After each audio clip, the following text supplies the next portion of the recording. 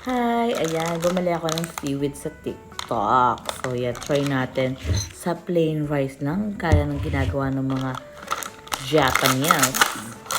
So, try natin. So, ayan, tatry ko muna yung ano niya.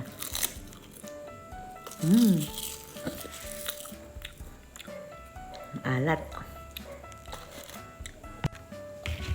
Try na natin sa kanin. Diba?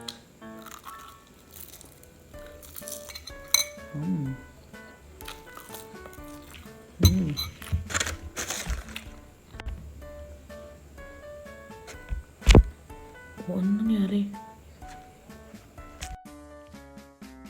So, ayan, nagbabalik. Nasira yung ano ko. Kaya, ayan. O, try na natin ulit.